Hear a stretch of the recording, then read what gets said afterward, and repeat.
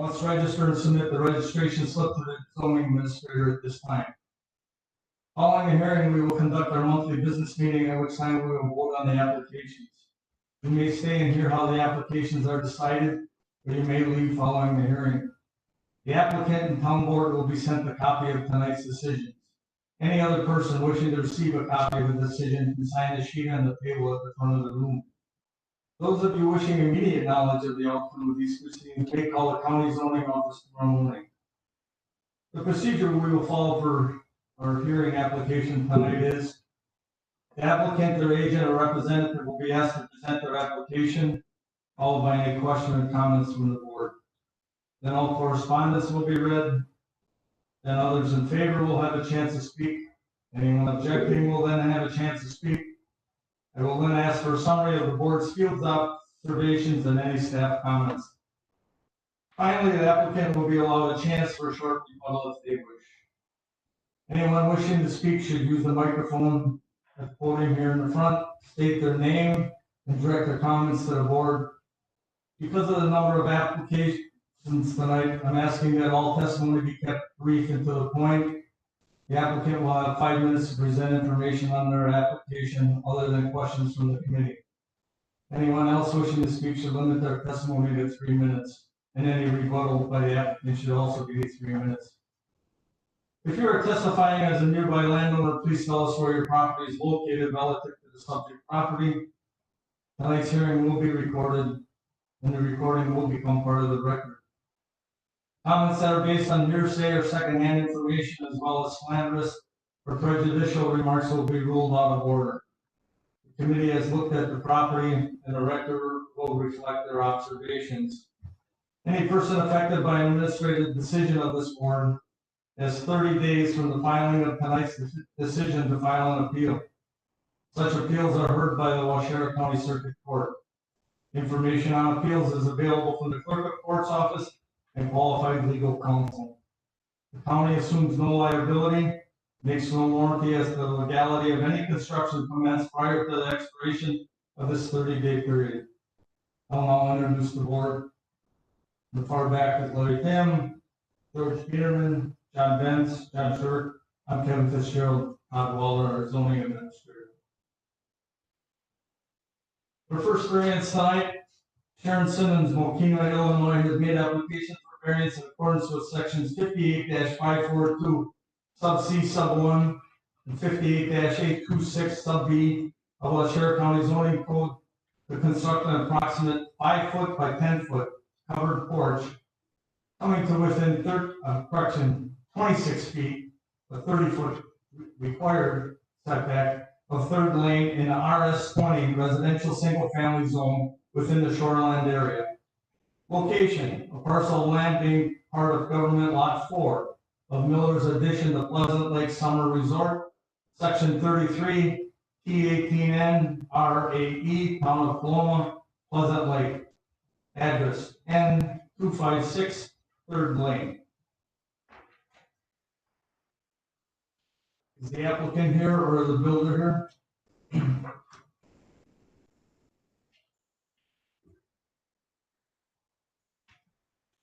Evening.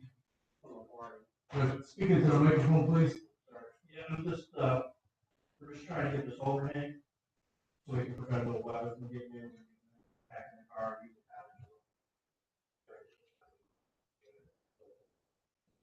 Please state your name for the record. Yeah.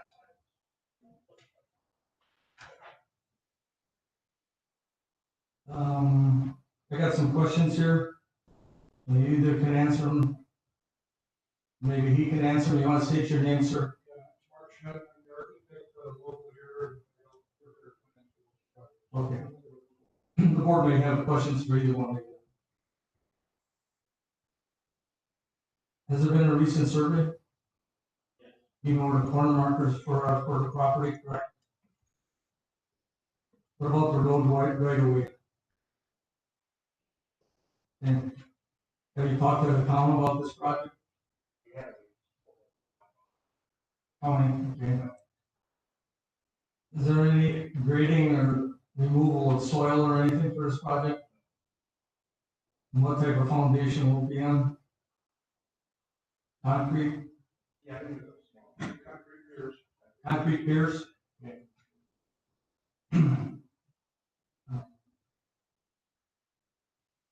What will the finished height be of the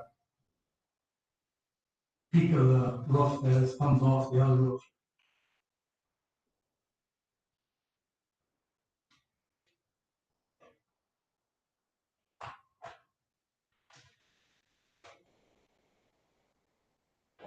The most 12, 13 feet. Are there any other improvements planned?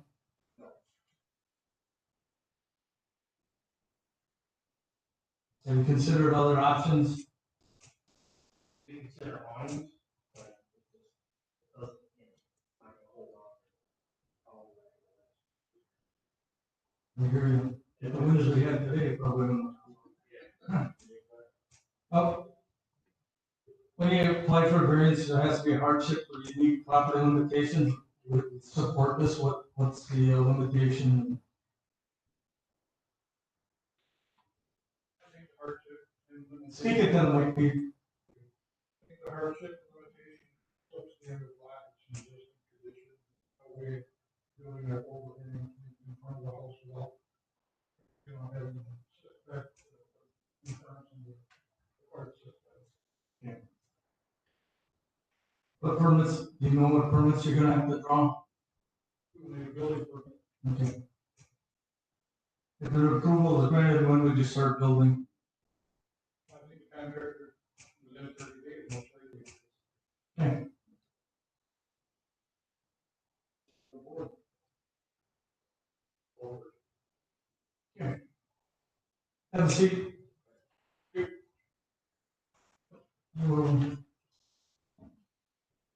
Correspondence. We haven't received any formal correspondence. Anyone in favor to speak? I have nobody registered to speak in favor, against, or. Staff comments. Okay. I trust everyone has a copy of the staff report before you. I'm just going to summarize what is written. The applicant Sharon Simons is requesting variance to construct an approximate 5-foot by 10-foot covered porch coming within 26 foot of the adjacent right-of-way. Normally 30 feet is required, and a variance to exceed 50% of the total footprint for a non-conforming structure for the residence located at N256 Third Lane in the town of Paloma. The original home and lot actually predate county zoning. However, the Simonses have been through the variance process before here at the county, as well as also gone through the land use permit process. In 2002, the Simonses received variance to permit construction of additions onto the existing cottage, which exceeded the 50% of the existing footprint. And that was due to the fact that the home was set back only 12 feet from the north property line. They also received at that time a variance to come within 31 feet of the front right of way. In addition, the applicants have received land use permits to not only construct those building additions, but also construction of an L-shaped deck at the rear of the house. At that time, once again, due to setbacks, they did exceed the maximum allowable footprint, or excuse me, was to be built at the maximum allowable footprint of 25%. The applicants now seek to construct a small 5-foot by 10-foot entryway onto the front of the home. While the overhang is completely open on all sides, it is just to provide protection to the elements. However, it will reduce the building setback of the home to only 26 foot and will increase the overall footprint beyond the previously approved 50% expansion. The board visited the property at the recent onsite on Monday, October 12th, and we're in general agreement that the proposed variance request should in no way detrimentally impact the neighbors nor establish a dangerous precedent for future requests. The board cites the fact the home is located at the end of a small dead-end street, is completely open on all sides, thereby not obstructing visibility, and is similar to construction or in construction other homes in the immediate area. It is being constructed atop the existing stoop or entry of the home. The applicant does cite in her application that the home is situated at the end of a small dead-end public roadway, is open-sided and provided only to protect people from the elements. She believes that since it is at the end of a dead-end roadway and is there only, and there's only one home beyond her residence, that the open nature of the overhang should in no way detrimentally impact requested variance despite the home having received prior variances and built structures to the maximum allowable square footages. Construction of a small open-sided overhang at the front of the home at the end of the dead-end road should not be expected to negatively impact neighboring land uses. These are all relatively small cottages in the neighborhood that were built within close proximity to the roadway. While the committee will be making a formal recommendation on this request later in the evening, staff is recommending approval of the variance to construct an approximate 5 by 10 covered porch coming to within 26 feet of the front right of way and exceeding 50% of the existing footprint for a non-conforming structure, subject to the conditions listed. Thank you. Any questions for Todd?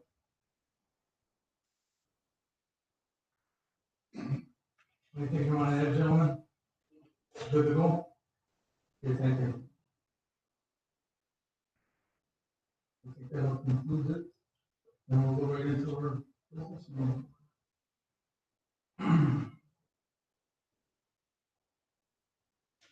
Motion to approve the agenda as presented.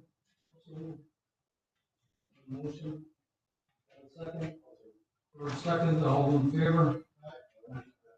Opposed? And in front of you, there's the minutes from Monday's meeting. Motion to approve those minutes.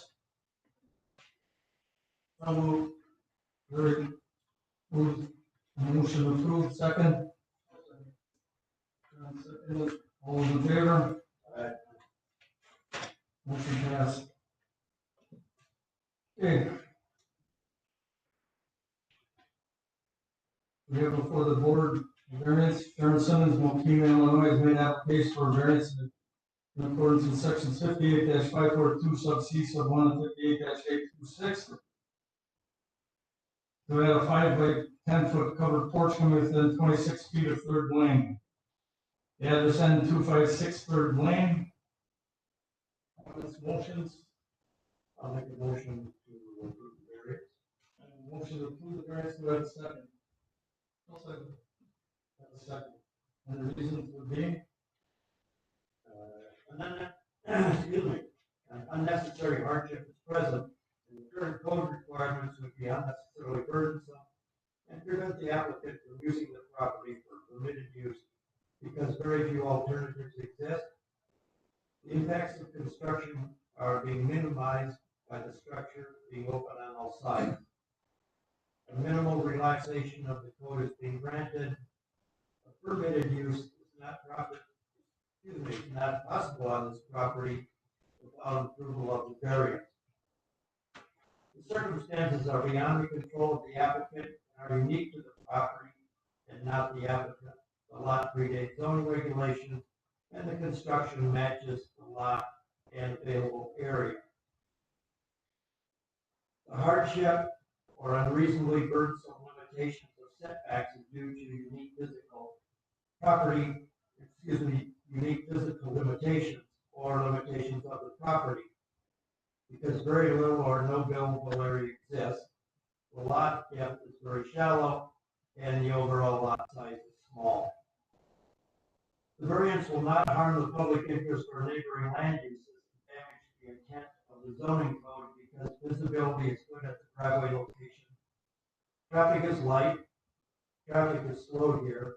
The proposal will not harm the public zoning code or neighboring land uses if conditions are followed. The literal enforcement of the zoning code would be unnecessarily burdensome. In the testimony in opposition, there was no testimony. So scratch that. Sorry about that. Therefore, the request of variance, if approved, the following conditions shall apply. The development must be in substantial compliance with the site plan and testimony provided at the public hearing. No additional variances should be permitted for this residence unless public health, safety, and welfare are at stake. All other required setbacks must be complied with.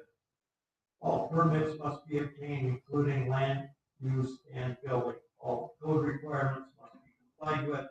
It is the responsibility of the builder and landowner to protect the neighboring lots, lake, and road during construction. Standard erosion controls must be in place prior to construction. And I deleted number 8 that says any future construction cannot occur without first obtaining a variance, because that contradicts number 2. Okay, Doug? I hold in there just in case one was, okay, not. All right, thanks. The driveway shall meet all code specifications and shall provide suitable turnaround to prevent backing on the road. The applicant will allow agents of Waushara County access to the property to ensure compliance with the terms of this decision, Waushara County codes, and state and federal laws. I also scratched sufficient turnaround area shall be provided because there's simply enough room to do that. Technically, too, they have that kind of a circular drive. Yeah. The landowner is responsible to maintain good visibility of the driveway. The landowner is responsible for determining lot lines and required setbacks, which was covered during the presentation. And the building shall not exceed a maximum height of 35 feet. We have a motion, we have a second. Reasons, take vote. Vince? Yes. Tim? Yes. Aaron? Yes. Kurt? Yes. Fitzgerald, yes. Motion is approved. Happy building. The next thing on our, agenda here is the extension of the variance application. We'll go right to the map. So, as we kind of discussed on Monday, and Amy, I believe you should have had a little summary that was produced or put together from Amy, along with the maps. We received a request from an individual that was wishing to erect a pole barn on a 17-acre parcel along County Road F. When we pulled up the zoning maps, it was at that time that we kind of identified that there's a lot of, it was just awkwardly skewed in terms of the alignment and arrangement of the RS-20 versus the ag properties. You notice on the drawing that the RS-20 zone crosses roadways, it cuts off parcels. So what we did is we went and pulled the Town of Marion Comprehensive Plan. We looked at their land use plan, for future residential uses, which is on the second page. And we just felt that we could do a minor map amendment, eliminating that downward leg and also getting rid of this triangular portion that crosses them and make it more consistent with the comprehensive plan. Thereby, if you look at the third page, that would more or less be the alignment of the RS-20 zoning classification. Amy has talked with Gary Waco, town chairman for Marion, and he was in agreement with the boundary adjustment. So at this point in time, I would look for a recommendation to amend our maps. Chairman, I move for approval of the I have a motion to approve. Do I have a second? I'll second it. Larry seconded. Larry seconded. All those in favor, aye. Aye. Opposed? Motion passed.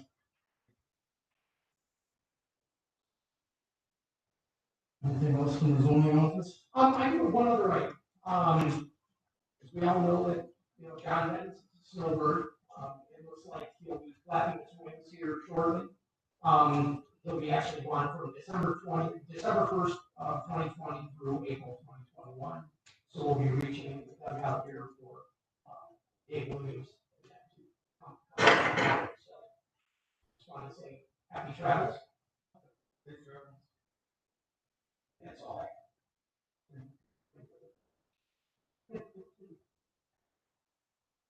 All right, we're gonna go over the minutes. Okay, so I have, John Ness, he will be approved. Simon, Marion, B, seconded it. Section A, I have 1 through 7. Section B, I have 1 through 3. Section C, I have 1, 2, 3, omitted 4. We have 5, 6, and omitted 7. Is that accurate? Yes. And then B is 1 through 7 with the omission then we have 9, 10, which is number 11, 12, 13, and 14. Yep. And I've got all yeses. That's correct. Yep. Okay, and then I've got the motion to approve the minor amendment to the comprehensive plan with adjusting the zoning with John Benz making motion to approve, Larry Tim is seconding it with motion. Motion to approve. Larry, motion to approve the minutes of the meeting. Yes. Larry made a motion to approve, second.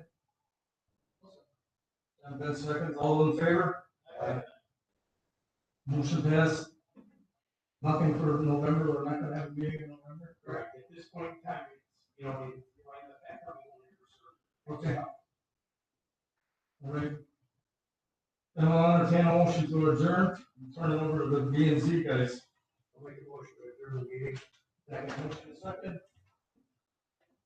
Second, Larry, all those in favor? Aye. Happy Thanksgiving, everybody.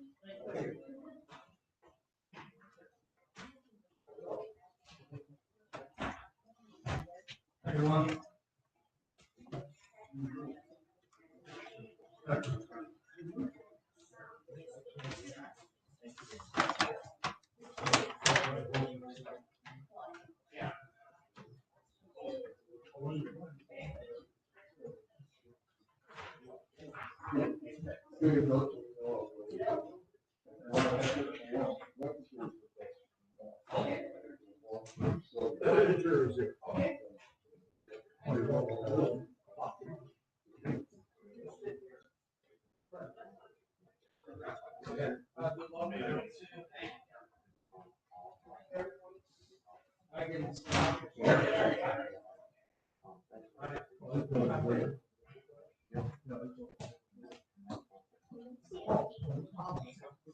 No, I know you can do it. He'll Let's show keep up that right up up in the underneath. upcoming meeting. Right, good. All right. Okay.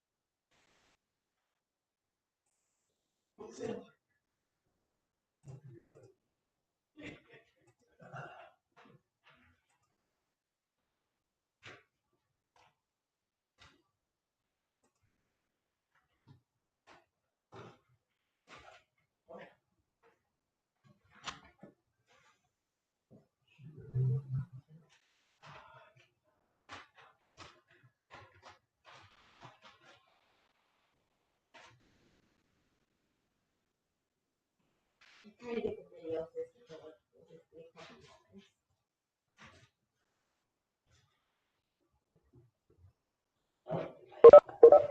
Oh, Ethan.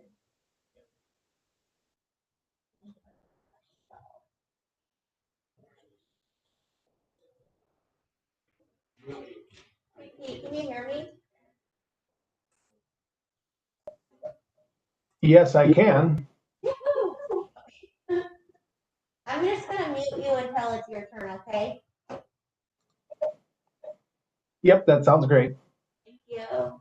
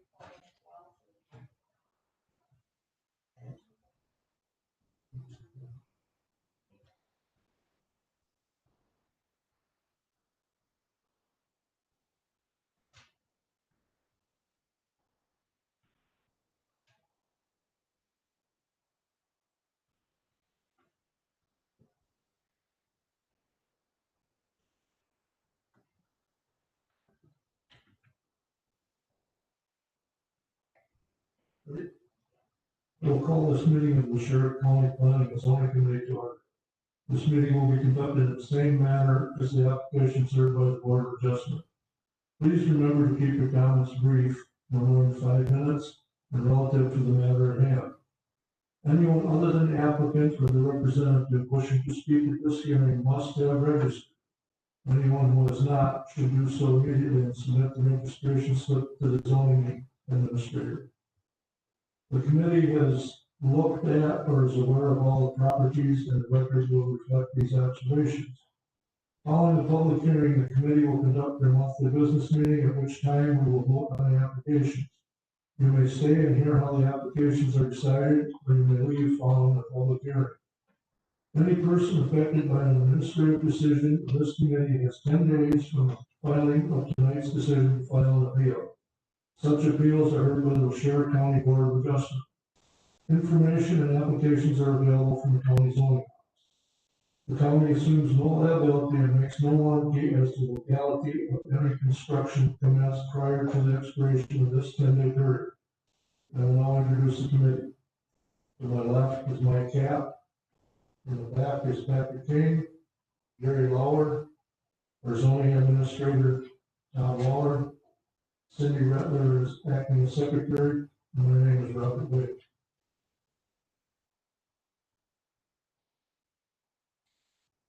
The first zone change that we will hear tonight is Teresa Gandusa.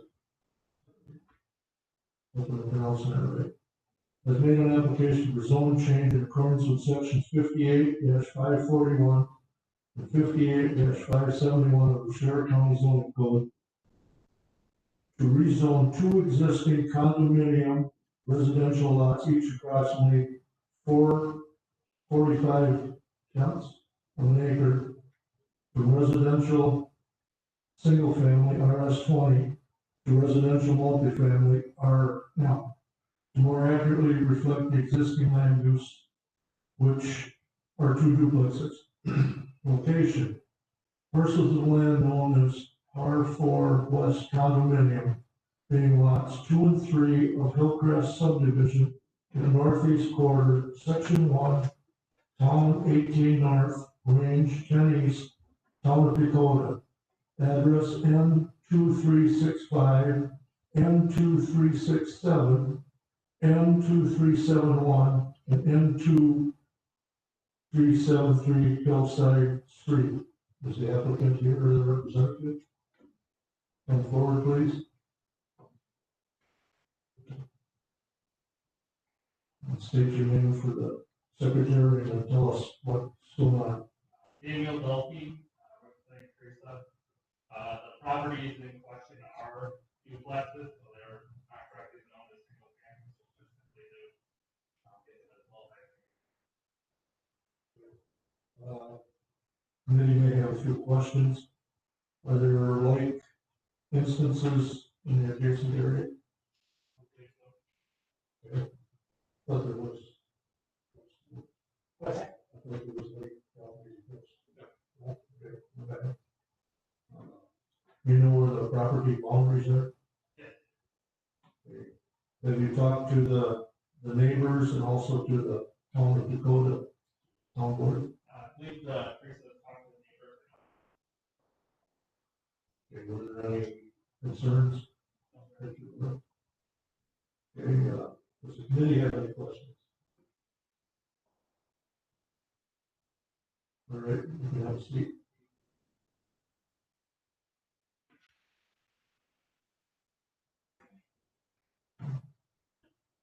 Correspondence? We haven't received any formal correspondence, however, I did have a conversation about that with the chairman of the town of Dakota. We talked about the zone change request. And given the fact that the zone change will not reflect, or excuse me, given the fact that the zone change will reflect current or existing land uses, and there are no other changes being requested, Bobby was in general agreement for the application to proceed. He and I both talked about the fact that the town of Dakota actually will have another opportunity to review this formally, because obviously after it comes to us, it will have to go to the formal board of supervisors and then on to the town of Dakota for He didn't anticipate any problems with this, as this request was actually done for R4 East, which is located directly across the street, several years ago. So, he was generally. There was no one in favor. Actually, Dan got you, so we're good. We have nobody else to speak. Objective or information. Staff comments. Okay, I trust everyone has a copy of the staff report before you. Just a summary of the request, the applicant, Teresa Ganduso, is seeking to rezone two existing condominium residential lots, each approximately half an acre in size, from residential single-family RS20 to residential multifamily RM, to more accurately reflect the existing land uses, which are two duplexes on the properties. The county maintains very little information on the development. According to an old plat of survey and research of historic records, it appears there used to be two condominium developments located at either side of Hillside Street, in the town of Dakota, one known as Par4 East and the other known as Par4 West. Par4 East, a similar housing development to two townhouses or two duplexes, are located directly across the street. They received a similar zone change request in 1999 from RS20 to RM. Regardless, the applicant is now seeking to dissolve the association. Apparently, it's due to the fact that they wish to sell 2 of the 4 units or 1 of the duplexes. They're seeking to rezone that property back to RM for duplexes. Planning and zoning committee visited the property at the recent onsite on Wednesday, October 14th, and were generally supportive of the zone change request, as they believe it would bring the existing buildings into compliance with the underlying zoning. There were no other comments or concerns at that time. Staff has reviewed this request and supports the zone change to bring the property into compliance with existing land uses. While the committee will be making a formal recommendation on this request later in the evening, staff is recommending approval of the request to rezone 2 existing condominium residential lots, approximately half an acre in size, from RS20 to RM, to more accurately reflect the existing land uses for those properties noted in the report within the town of Dakota, subject to staff's comments listed in the report. Do you have anything further to say? No, sir. All right. Next one will be for conditional use. Kelly Dykstra, Princeton, Wisconsin, has made an application for conditional use in accordance with section 58-5454, paragraph 31 of the Waushara County zoning code to place a used single-family dwelling in the AG general agricultural zone. Location: an approximate 1.48 acre parcel of land known as Lot 1 of CSM 3910, being part of the northeast border of the southwest border, section 14, town 18 north, range 11 east, town of Marion, Cree Road. Is the applicant present?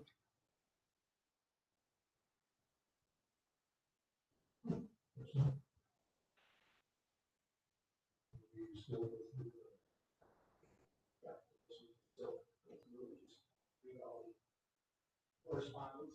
Okay. Correspondence. On October 7th, Amy Schultz received a telephone call from Gary Waleko, who's the chairman of the town of Marion. The township is opposed to the placement of a used home by Kelly Dykstra on the property in section 14 of the town of Marion. Township feels the age and appearance of the unit will set a precedent for future residential development in the township. He has also fielded concerns and calls from several area residents in opposition to the placement as well.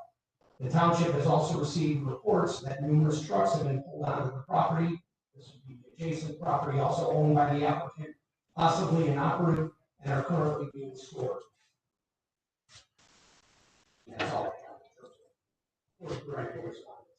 Anyone in favor to speak? I have nobody registered to speak in favor. I do have 3 individuals all registered to speak in opposition. The first being William Parsons. Come up to the podium.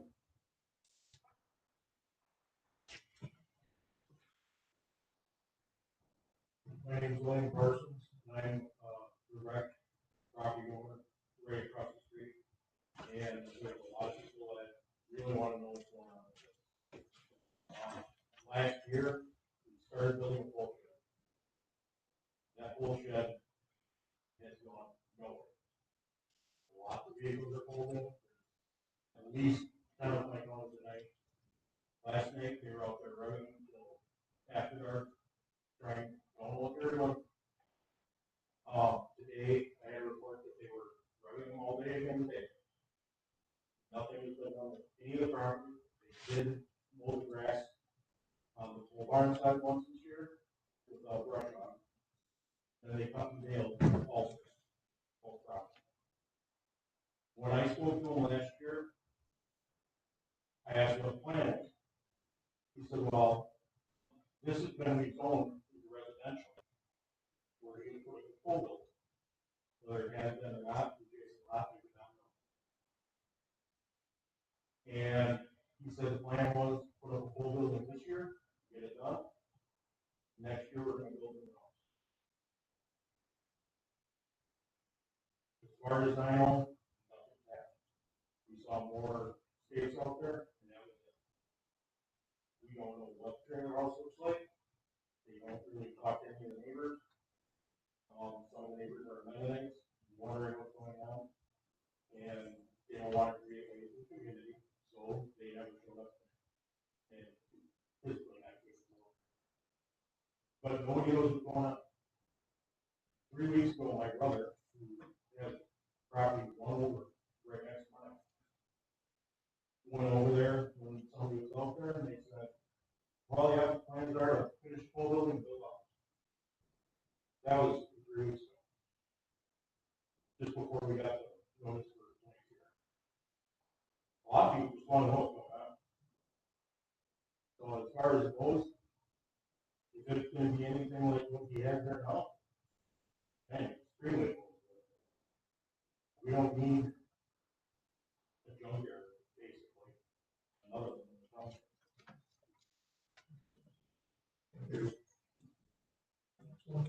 Okay. Wilson, is it Schumber? No, sir. No, sir.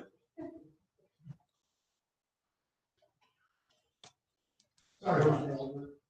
We don't have a lot to add to what Bill discovered as with my property, right direct east of this property here. Of course, there is a big reason about the drain, assuming trailer of some sort parked in there. I don't think it will be all. It's a mobile home. You know, it's a mobile home that meets single family residential standards. I didn't think it found very well. Gary's expressed his Well, in the spirit of country living, we still like to have a little normal room, so to speak, and where this building is going on, still left the room. Now this one is right down next to me, and I don't know if their intentions are separating the all the little vehicles.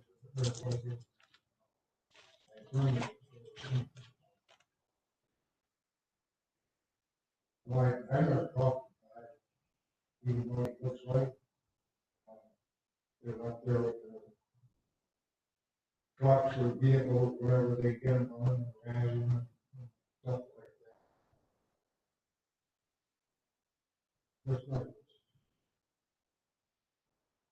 I really don't have anything else I see. Anyway, thank you. Thank you. And the last registration slip is Jason Patel.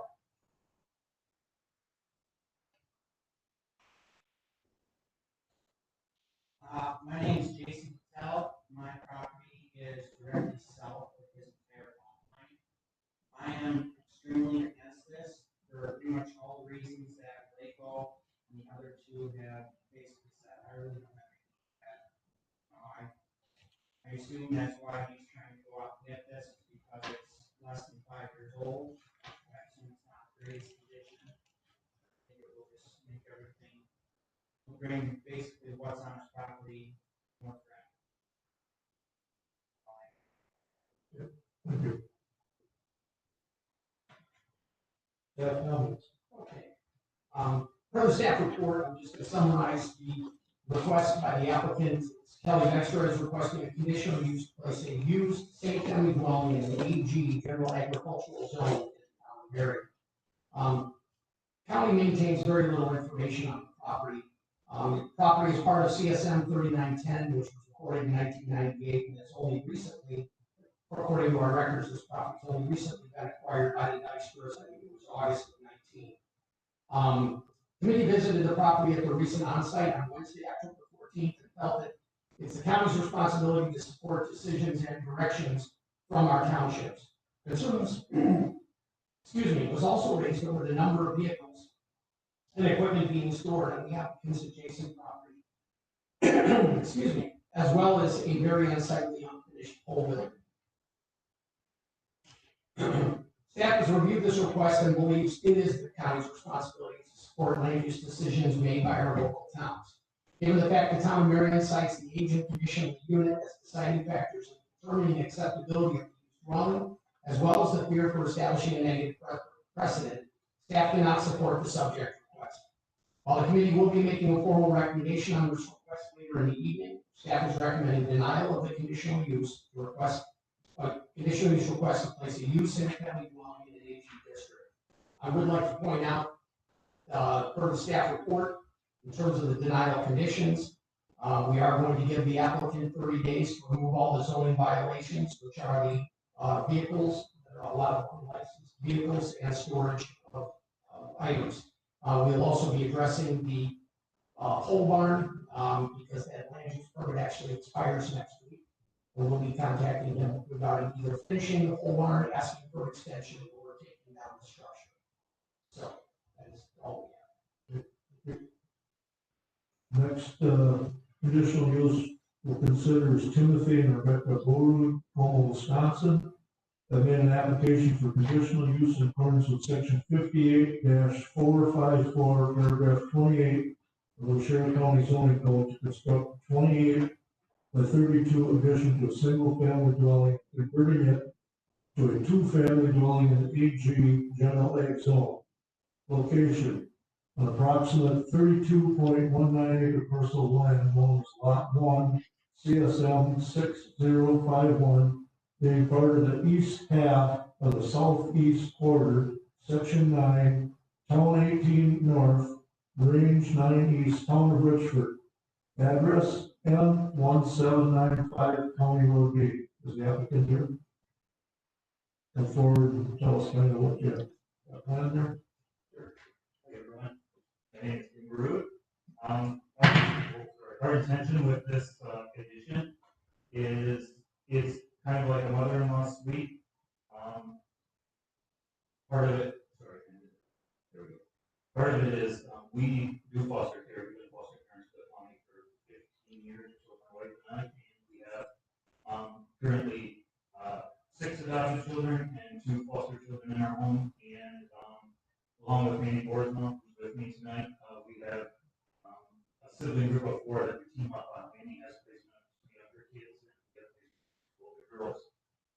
And the county had approached us to do that because it's really hard to find a home for kids or siblings before we get together. So knowing that we are so close and we're both licensed foster parents, they asked if we would be able to split the sibling somewhat together. And so that's what we've done, and it just has turned out where we need to be closer together because Manny doesn't live at our place, obviously, because of the kids, it's hard. And so we'd like to build an addition on our house at the mother-in-law suite that would allow us to, meet the needs of the kids at the town, whether it's these kids or more kids in the future, work together as a team. Got a few questions for you, I guess, there. You know where the property lines are, I assume? Has there been a recent survey done lately? There was a recent survey done for the property just to our east, cut out of ours, kind of, because a new person had bought that, and so they needed a new certified survey map because there's some old map that was incorrect and they wanted to get it all squared away and such. So that was probably about a year. Have you talked to the neighbors? Yeah, I know you talked to Rita about questions from the committee? I covered Okay, you have a seat, Tim. Okay, correspondence. We haven't received any correspondence and there's no one registered to speak in favor, against, or information. Staff comments. Per staff's report, the summary of requests is the applicants Timothy and Rebecca Baroud are requesting a conditional use to construct a 28-foot by 32-foot addition onto a single-family dwelling and converting it to a two-family dwelling at N1795 County Road B in the town of Richmond. Original single-family dwelling and accompanying sanitary system were built on this property approximately 10 years ago. Existing home is a 1.5-story, 5-bedroom dwelling. And apparently, for the past 10 years, the Baruds have been mentoring a very close friend who's here tonight, Manny Burrisman. At this point in time, they seek to construct an addition onto the existing home, providing a separate lockable dwelling so that both families can be close to each other for the sake of raising and caring for foster children. The addition consists of a 1-story, 2-bedroom structure connecting to the existing home by way of a breezeway. The Planning and Zoning Committee visited the property at the recent onsite on Wednesday, October 14th, and were generally supportive of the conditional use request and felt it should in no way negatively impact surrounding properties or land uses.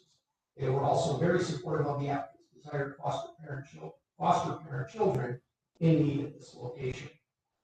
Given the fact the home is situated in the center of a 36-acre parcel and is set back over 300 feet from County Road B and is tucked back behind a dense grove of trees, conversion of the home to a two-family dwelling should not detrimentally impact the surrounding neighbors and or land uses. In addition, should the foster parent operation cease at this location, the home can easily be utilized back as a single-family dwelling with a mother-in-law apartment. The county has always been very supportive of providing accommodations to meet the needs of the community while preserving the intent of surrounding land uses.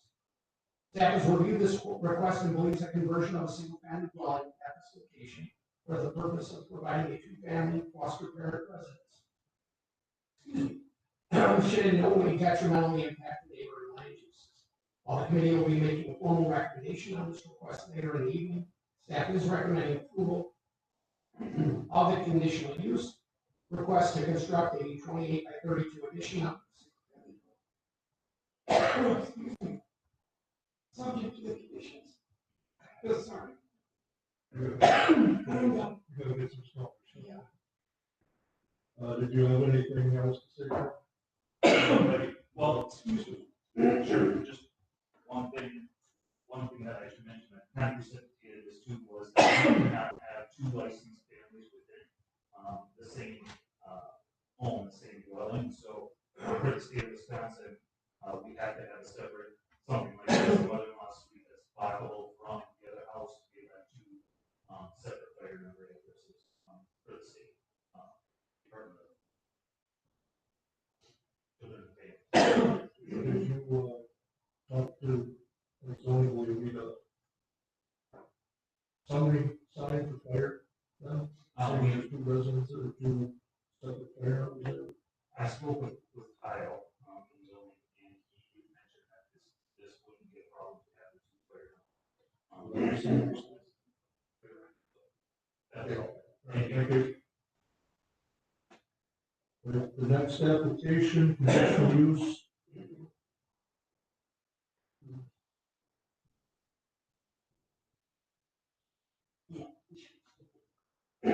Okay, Sunny Boy Animal Sanctuary, Ryan and Paul Elmer, landlords. They have an application for conditional use in accordance with section 58-236, paragraph 19, and 58-454, paragraph 2, and paragraph 11 of the Waushara County zoning code to amend the previously approved conditional use to establish an animal sanctuary, rescue, and kennel for applicant's personal dog, utilizing a new 34 by 120 foot barn. The existing 40 by 60 barn will be used for personal storage in the AG general ag zone. Location: an approximate 6-acre parcel of land being part of the west half of the northwest border, section 23, column 18 north, range 8 East, Town of Coloma, address N1204 County Road, CH. The applicants are not here, so. Is there an applicant or representative?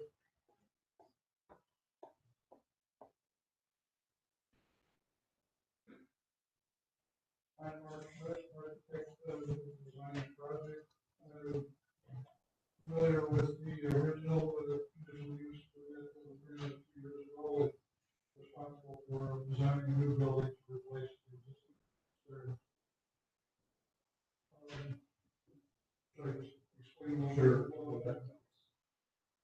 The original building that was proposed for the sanctuary a number of years ago was built as an agricultural building, and it was very difficult to get state commercial building code approval. The state architect advising the Department of Building Inspection advised that animal sanctuaries in general in Wisconsin are deemed a commercial building regardless of who works in the building, how many people or anything. So technically, that has to meet the building for the sanctuary, even if it only houses animals, still has to meet commercial building code standards. We applied and got approval to modifications to the existing building a couple years ago, and I thought that work was pending. Since a couple of years ago, what's transpired since is the owners have constructed a new house on the property with the intention of tearing down the existing old house, moving back their use of the property back away from the roadway. And they are now proposing to build a new barn for the animals that meets the commercial building standard. That those plans are now in process with the state and will be approved just in a matter of weeks here. The improvements that would be made in the new building would include toilet room and handicap accessibility, toilet rooms that were not present in the original barn that was previously built. So I know there are plans for the homeowners to clean up some of the property and move their operations back away from the highway and screen their operations. And by using the existing building that was built 2 years ago, they have space where they can put their machinery and stuff and close it in the building that was approved before. As far as I know, I think that the proposed new building meets all the setback requirements. I haven't heard that there was any problem issues with the new location. So, I'm only familiar with the building parts of this project, so number of animals and things like that on the site, we'd have to ask the owner for that.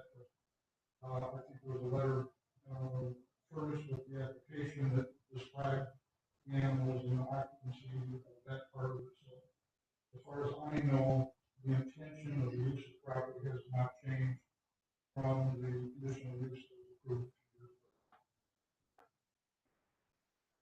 The questions related to the over. I noticed behind there is kind of a little bit dip, and there's water back there. Is that all we filled in? Well, there's some drainage and some areas to the back where the animal fields are. Well, currently there's a duck pond before the horses. And that's, I'm assuming that's where the new building would be built. The new building is supposed to be along the property line on the north side of the property, behind the two buildings that are out there. So to be a lot less visible from the road, or anything like that. But I probably can't speak to really the plan for fencing and enclosure of the animal. I mean, based upon the drawings that we have, actually the building's gonna be located along the south property line, which will, border. Yes, the south property. And, the fence orientation that she's showing on there is kind of the overall perimeter fence. She doesn't really elaborate, or the plans really don't elaborate. But where we stood, kind of where the ducks were, that's where the new facility was. Oh, absolutely. Any other questions for,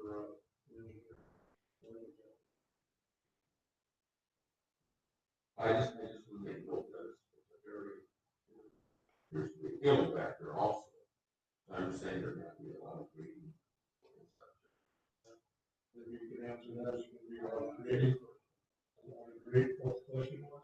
There seems to be quite a depression where this building is going to go just immediately past the duck pond. Is that going to be filled, or are you going to do some grade work? On this, but I just will be the level platform, so put the building on, the portion of the building, but it's a concrete portion of it. So, you or has she made arrangements to talk to zoning to see what that be done as far as silt fencing or anything? Well, I'm sure that there will need to be an erosion control plan submitted as part of the permit application. It's typical for every project that's submitted for building permit application. So if there are issues specifically dealing with erosion control, that might be something we still have to address. Obviously, we have to do whatever's needed. Any questions? If not, take a seat. Correspondence. We have no correspondence and will be registered to speak in favor, object, or information. All right, staff comments. Okay. I'm going to kind of go through a little bit about the past history and where we're at today. The applicants Ryan and Nicole Helmer are requesting an amendment to their previously approved conditional use to establish an animal sanctuary, rescue, and kennel for the applicant's personal dogs. Rescue and kennel for personal applicant's personal dogs, utilizing a new 34 by 120 barn. The existing barn on the property will be used for personal storage, and this is all to happen in an AG general agricultural zone in the town of Coloma. If you recall, the applicants did receive their original approvals back in August 2018. At that time, they were to care primarily for 42 mini pigs. There were some other animals on there, some 4 farm cross pigs, roosters, hens, goats, 2 horses, a mini pony, and a mule. The activities at that time were to occur within the existing pole barn. However, based upon what Mark's comments were, is that based upon comments from the SPS and the improvements that would be needed for the commercial building codes, they chose to abandon that plan and seek, a new construction of a new facility. The new plan, and as per their business model and drawings, they are to provide refuge now for unspecified number of equines, goats, waterfowl, chickens, roosters, felines, emus, and canines. The new building will house a total of 11 individual stalls, a med room, feed room, and public restroom. Plans also call for broadening outreach in the community and schools with hopes of hosting educational school events. It should be noted, though, that there are no specific dates, numbers of the events, etc. The Helmers also discussed holding multiple volunteer events with upwards of 30 volunteers attending. Many bringing campers or staying in hotels. The Planning and Zoning Committee visited the property at their recent on-site on Wednesday, October 14th, and while everyone was, generally very supportive of the use and the intent, serious concern was raised over the condition and unsightly nature of the property. The committee specifically cited the condition of the property back in 2019 and how things have gotten progressively worse since the original approval, as vehicles, trailers, sheds, and supplies appear to have been haphazardly strewn about the front of the site. Concern too was raised over the proposed business model and plans for the future. Back in 2018, the owners appeared before this Planning and Zoning Committee, indicating their desires and intentions. The focus at that time was to care for primarily pigs. However, based upon her business model, it looks like the business is going to expand to accompany an array of animals. The applicants did receive approval for a kennel. Once again, in their business model, they talk about taking in tens of animals, including canines. I'd like to point out that they are now within 300 foot of residential development just to the south of them, which means that they would be restricted to no additional kennels, and that is reflected kind of in the comments in our report. It was also estimated the total number of volunteers working in that facility at that time were never to exceed 4 at any one time. However, at present, based upon their business model, they're now calling to grow that to 8 employees. Just kind of raising a number of concern on behalf of our review. Staff has reviewed this request and believes that animal hospitals, rescue facilities, and/or sanctuaries that typically provide compassionate and caring halfway homes is something that we generally would obviously support. Staff also believes the applicants have truly demonstrated that they are caring and compassionate people with the best of intentions. However, staff is generally concerned for the condition of the property brought about by what appears to be rapid, uncontrolled growth of the operation. The recently submitted business model also raises concern and question due to the lack of details or specifics as it relates to the number of non-farm related animals, mini pigs, canines, etc., that could be housed at this location, especially as the structure only maintains 11 individual kennels. Staff is also concerned about the number of employees or volunteers, the lack of specifics with regard to outreach events, educational events, and/or annual volunteer events. These concerns are raised due to the limited parking area located directly out in front of the facility and the relatively small animal yard given the anticipated number of animals. Staff believes additional details need to be provided. Concern is also raised over the proposed camping for volunteer events and maneuverability for buses and educational events. While the committee will be making a formal recommendation on this request later in the evening, staff is recommending tabling of an amendment to a previously approved conditional use subject to the conditions listed. Do you have anything else to say, Mark? Do you have anything else to say or add?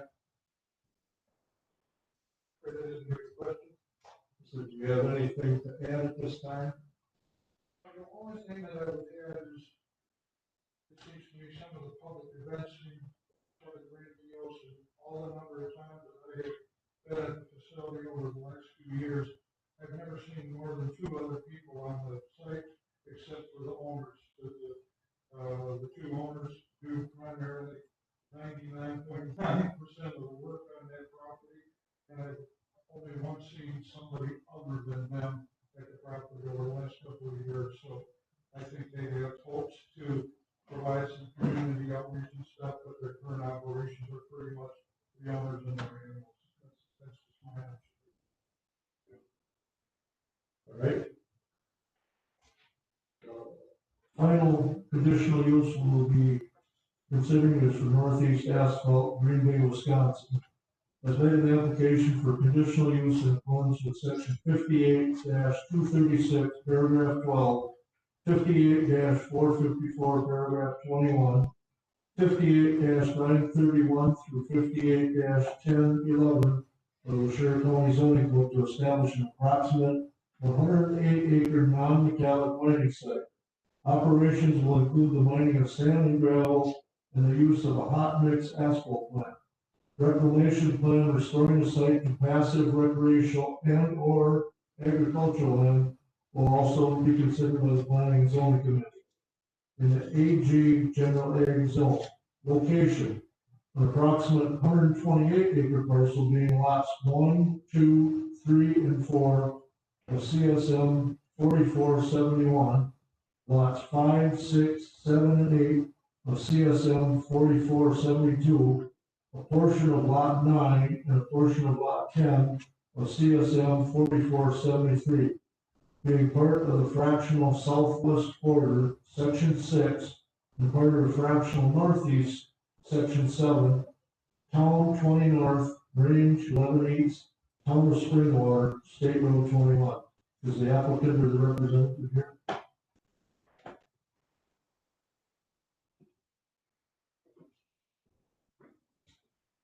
My name is Paul Brzezinski. Years, 16 years.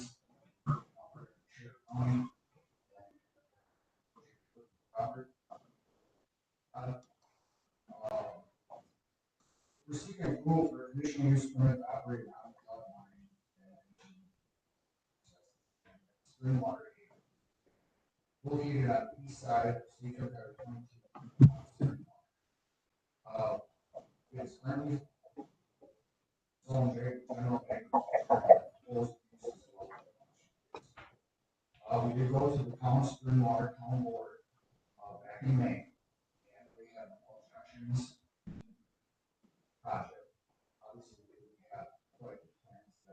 here, but it was the same.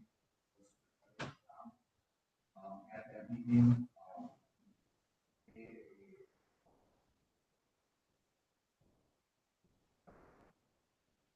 agreement with the assets that we would increase our setback on the portion property line, so that the visual appeal from their property is not changing.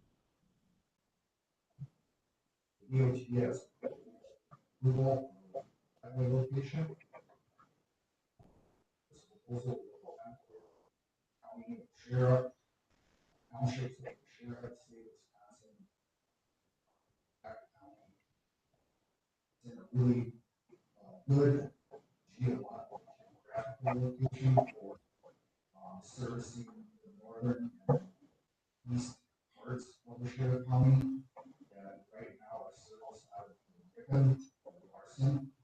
So the cost savings of trucking into those areas would be reduced from Oasis is about $3 a ton and Larson to Ripon is $7.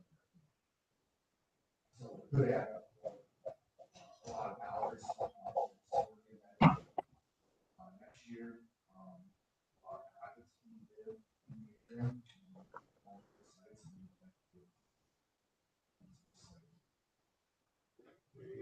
A few questions for you. What it sounds like more allotment, so we, okay, talk to the planning officers. I've only talked to my cops and the estimates. You said you did talk to the township one. Anticipate.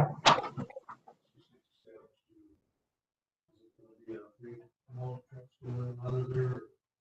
No. You could expect that most operations are there, that trucks.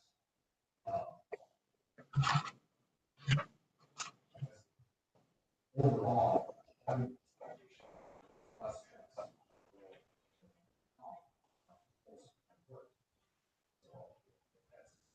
And then you, you for road access.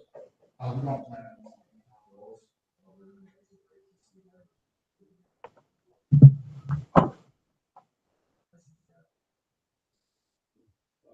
Are you aware of any permits or anything else that would be required? Oh, yeah, and use permit, which I've already ordered. Did this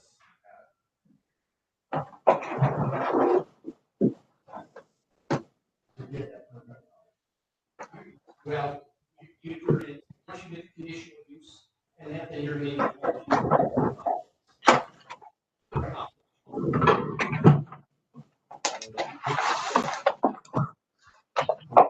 Do you have any other sites that you've done? We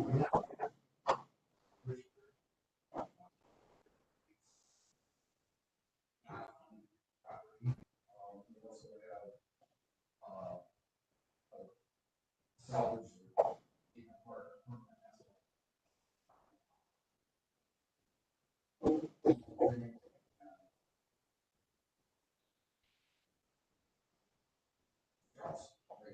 Property. And we have seen that and gone back and some topsoil and some erosion control. Some washouts and stuff like that. So yeah, we have. You retain ownership of those after you claim? We never. You just lease it? Yeah. So the landlord would have the option to pursue some other. Yes. After you're done. There wasn't.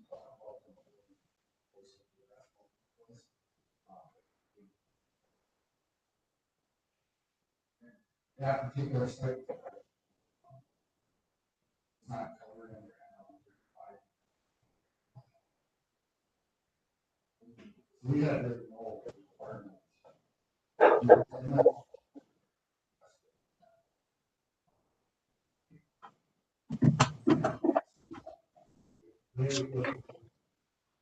Okay, we have seat for one more.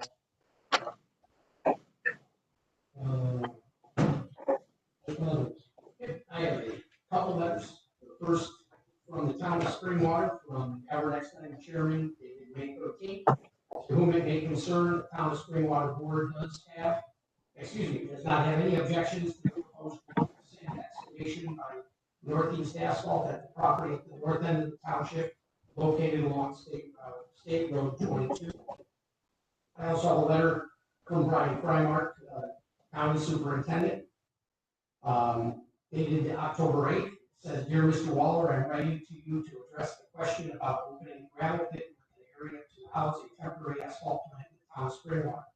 Most people think of Waushara County, they think of sand and assume that there should be large amounts of gravel. In fact, there's very limited amount of stone in most of the county, or not enough clay or fines to make decent road gravel.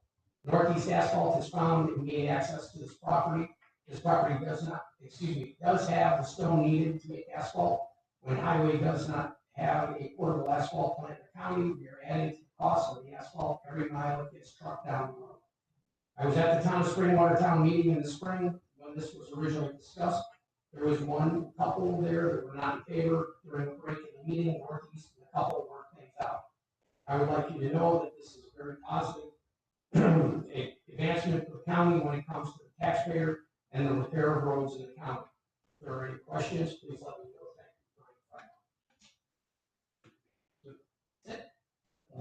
Thank you. Anyone in favor of speaking? I have one, gentleman registered to speak, Dan Dopp. Speak in favor.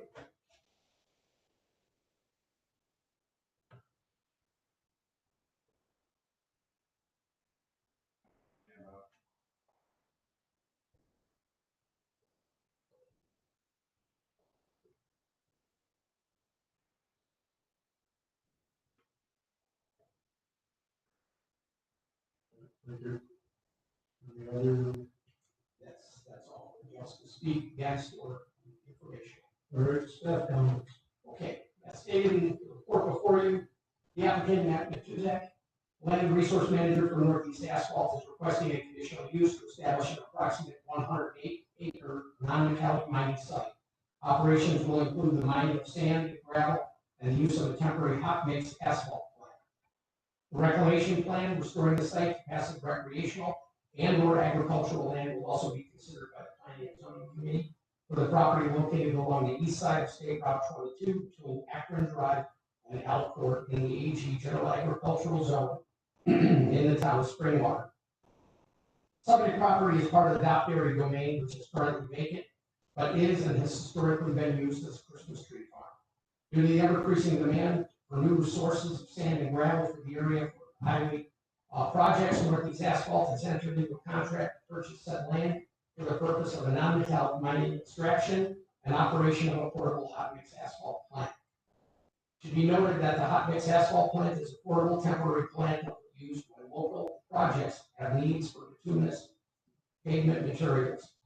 Christmas tree operations will continue within unopened and restored areas. The applicants have submitted the detailed non-metallic mining operations restoration plan, which outlines the project in much greater detail. Per said plan, the site will be developed incrementally in a clockwise fashion, commencing in the northwest corner of the site and then going to the central areas. Topsoil and overburden materials will be stripped and will be placed in berms around the perimeter of the site.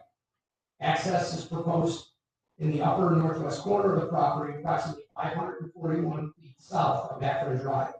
The existing drive, which is located at the center of the property, directly across from the lone residence along State Route 22, will be removed. To minimize dust, noise, and vibration impacts upon the area, the hot mix asphalt plant will be centrally located on the site. Anticipated hours of operation per their plan is 6 a.m. to 7 p.m. Monday through Friday, 6 a.m. to 2 p.m. on Saturdays, and then there are, in the event of emergencies, possible emergency hours. In an attempt to ascertain whether the community or neighboring residents would be agreeable to a non-metallic mine at this location, Northeast Asphalt has already reached out and received favorable review from the town of Springwater, the adjoining property owners, and the county superintendent of highways. It is envisioned that this proposed location of the mine and the hot mix asphalt plant will greatly reduce both time and resources as it relates to the need for future highway projects. With regard to contacting adjoining property owners, they have gone to great lengths. If you notice on the drawing, in addition to the required 50-foot buffer around the perimeter of the site, the development will be held back about 300 foot from the SDOTs located to the east. Staff has reviewed this request and believes the applicant has gone to great lengths of care in not only seeking an acceptable location, but in designing a site that not only meets the needs and concerns of nearby property owners, but the county as well. Location of this facility should reduce not only the man hours, but county resources as it relates to future highway projects. While the committee will be making a formal recommendation on this request later in the evening, staff is recommending approval of the conditional use request to establish an approximate 108-acre non-metallic mining site with operations to include mining of sand and gravel and the use of a hot mix asphalt plant on a temporary basis. The reclamation plan is obviously being reviewed as well. This is all subject to the conditions listed in your report. Did you have anything else to add? John?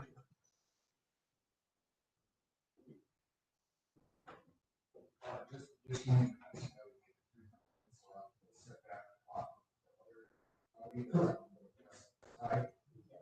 Also, for consideration, until the tree farming is done, I would separate our deck. And once we progress along and done, then get more. And we'll work that out. Kelly Nicholas, by the way, who's the state Wisconsin Department of Transportation, issues all the permits. I have talked to her, and I know that the permit is just waiting for review and approval by the committee. And then you'll get your permit for that, and we can always discuss too, existence of the existing private continual operation. Okay, just because of control regulations and health and safety, everybody keep it separation. Thank you. All right, moving right along, we'll proceed with the agenda. Roll call will show that all members are present except Carl, who has been excused. Motion to approve the agenda is in order. Motion by Jerry, is there a second? Second by Mike, all in favor, say aye. Aye, opposed, motion is carried. Approval of the minutes for yesterday's. Motion. Is there a second for yesterday's?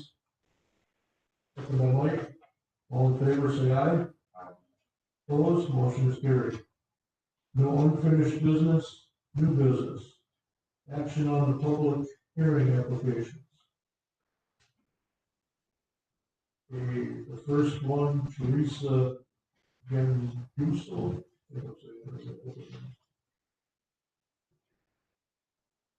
What is your pleasure, gentlemen? Make a motion to approve. Okay, with, reasons, Pat?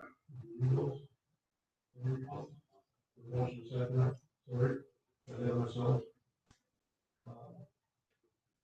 Could you read the reasons? Okay, the requested application of approved will be consistent with the spirit and intent of the zoning code and will not be contrary to public interest.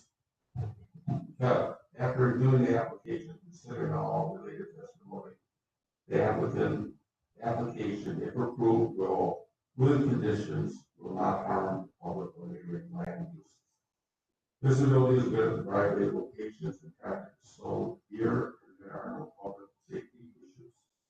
The proposal matches the goals of the zone and provides suitable area for residential development.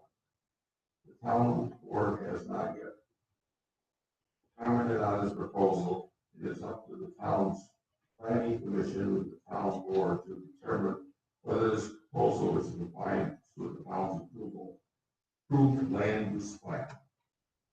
The, conditions? Conditions, therefore, the requested application is approved, all conditions shall apply. The development must be in substantial compliance with the site plan and testimony provided at the public hearing.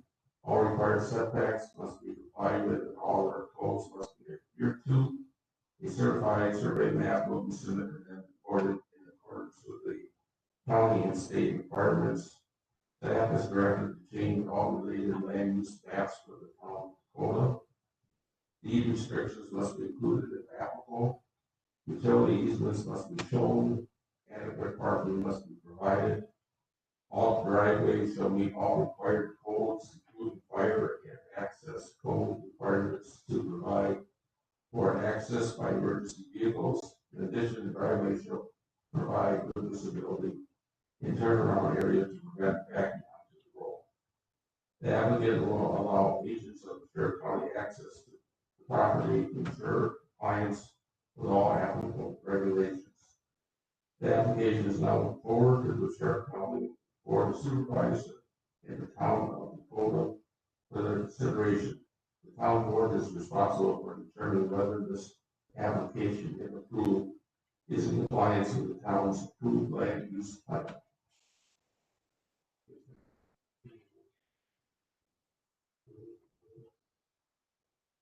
Okay, all in favor of this application?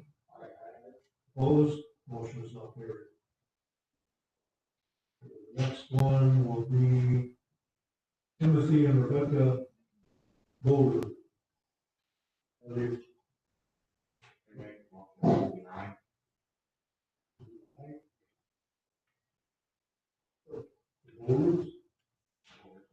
Boulders? Sorry. The guy just had a heart attack. Make a motion to. Is there a second? I'll second it. Who wants to read the Possible approval reasons.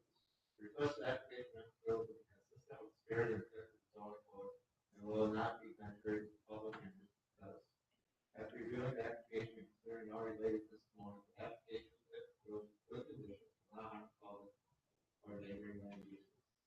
Standard erosion control plans should address any future drainage issues. Visibility is good and the driveway location and traffic flow. There are no public safety issues. The proposed matches the lot and available area. conditions? Therefore, the requested application is approved, the following conditions shall apply. Development must be in substantial compliance with the site plan and testimony provided at public hearing. All other required setbacks and all other codes must be complied with. All permits must be obtained including land use, building, and safety. Adequate parking must be provided. The driveway shall meet all required codes, including fire and access code requirements to provide for access by emergency vehicles. In addition, the driveway shall provide good visibility and turnaround area to prevent accidents on the road. The applicant will allow agents of the Sheriff County access to the property to ensure compliance with all applicable regulations. The applicant shall contact the county code inspector within 30 days of this approval and provide with their recommendations to adopt the zoning code, including adequate sanitary facilities. The applicant is responsible for complying with all other applicable regulations.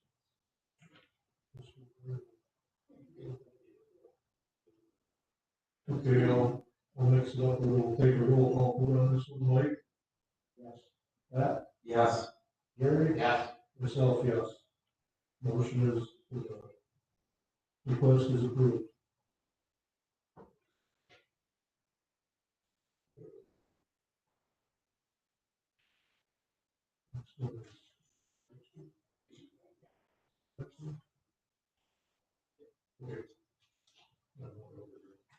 The next one, Dykstra, for moving in a trailer. What is your, I'll make a motion. is there a second? Second.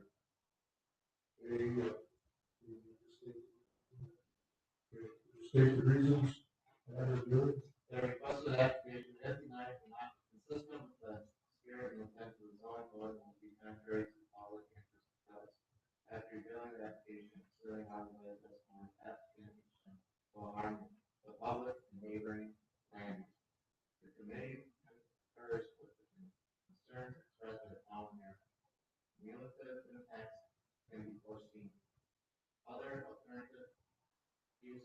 property exists. Approval was that the landowner should pursue other locations and plans. Also, the now conditions, therefore, the requested application if denied, the following conditions shall apply. All zoning violations on the adjacent property owned by the applicant should be rectified within 30 days of public hearing. The applicant will allow agents or Waushara County access to the property to ensure that compliance with the terms of this condition. Waushara County Code is federal law. All right, we'll do a roll call on this one. Yes would be to deny the application, and no would be to approve. Right? Pat? Yes. Jerry? Yes. Myself, yes. Application is denied. Next one. Ryan and Nicole Palmer. What do you?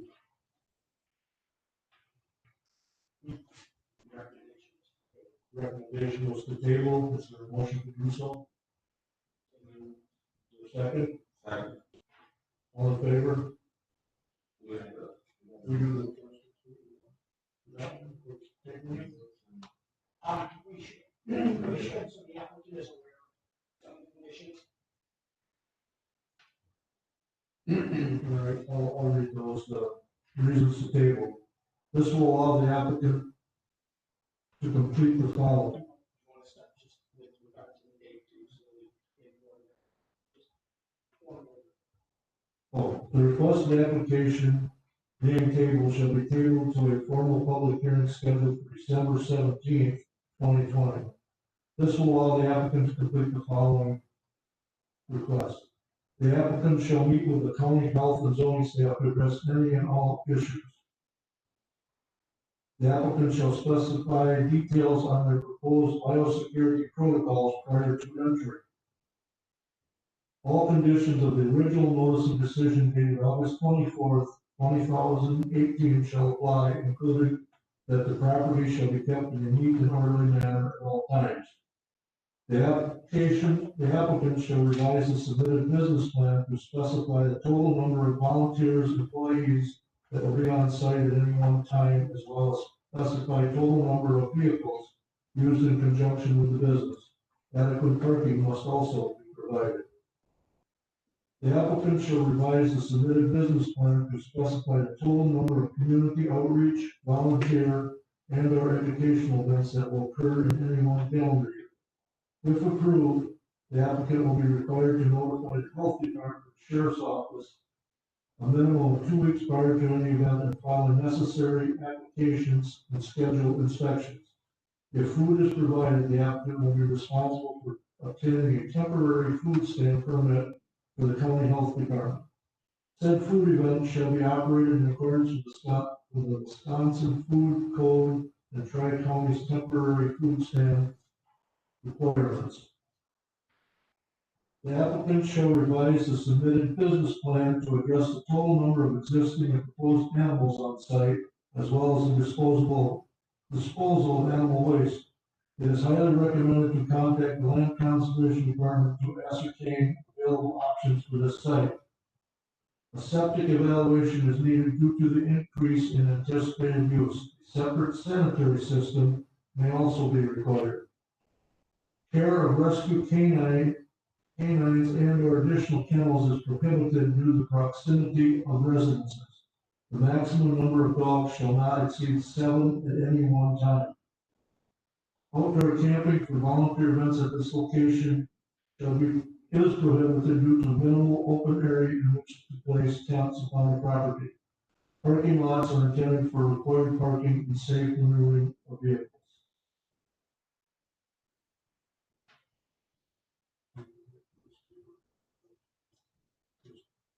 Okay, all in favor to table this request till December? Aye. Opposed? Motion is carried. Table. Last application for Northeast Asphalt. Motion is ordered to approve. 39. Any push? Motion to approve. Is there a second? Second. Who wants to read the conditions?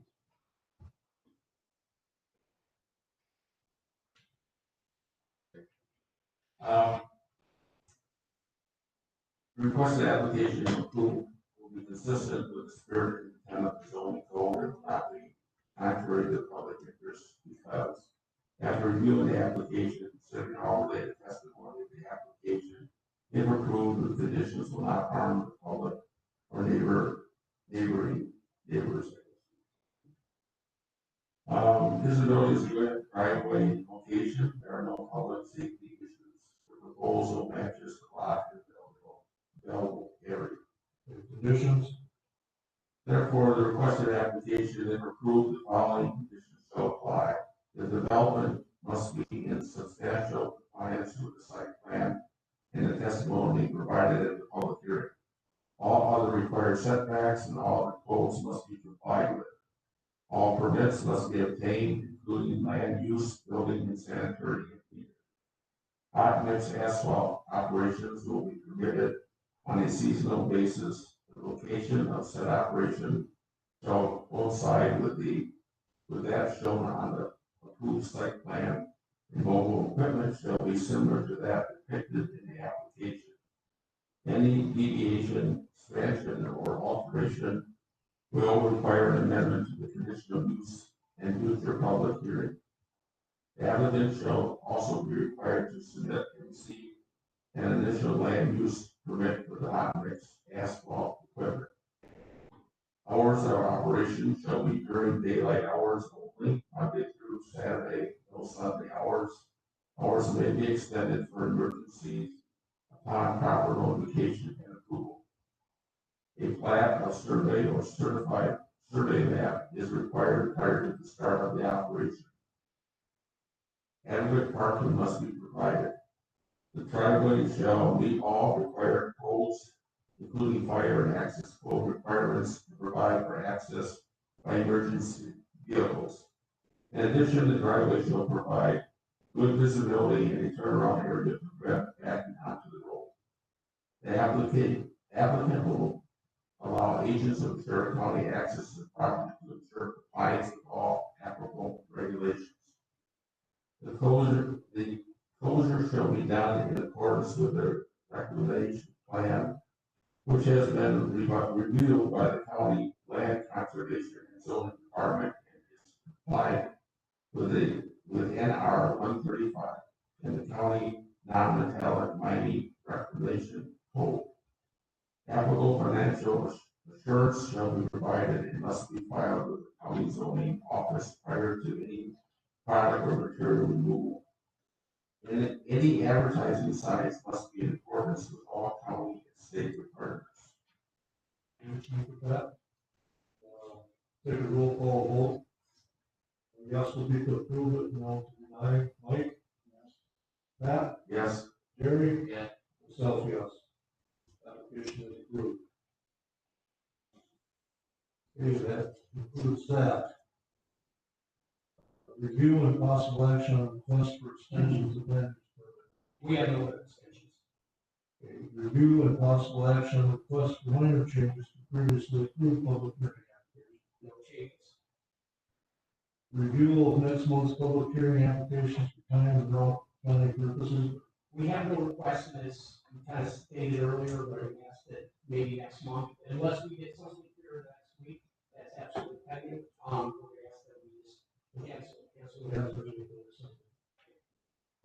We gave us a financial report that yesterday. Is there anything else?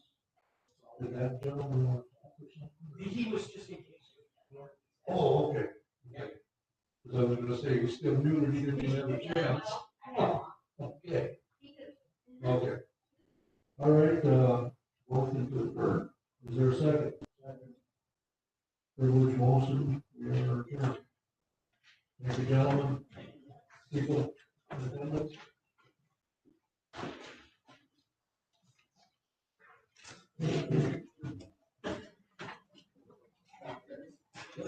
Thanks, guys.